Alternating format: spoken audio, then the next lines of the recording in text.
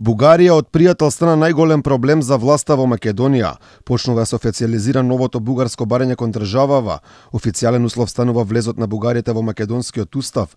Денес ова го повтори и човекот кого Заев го представуваше како свој брат, поранешниот премиер на Бугарија Бојко Борисов.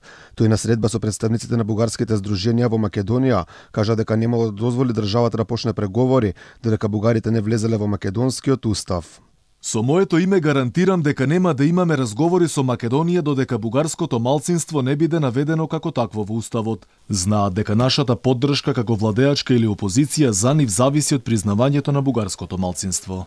Средба со бугарските здруженија од Македонија оствари првиот човек на источниот сосед Румен Радев и тој повтори додека не се реши прашањето со човековите права и недискриминацијата на бугарите во Македонија, преговори за членство нема да има. Треба да биде јасно дека покрај заштитата на вашите права имаме и поширок интерес за Република Македонија, но вашиот интерес ќе биде на прво место. Тоа многу зависи од вашето единство. Ова фундаментално прашање не зависи од тоа која влада и парламент ќе биде на власт. Ова е прашање што се однесува на европските вредности вградени длабоко во темелите на Европската унија. Инаку во Софија на средби со Радев и Борисов беа од партијата ГДУ на Петар Колев, но и на 6 здруженија на бугарите во Македонија.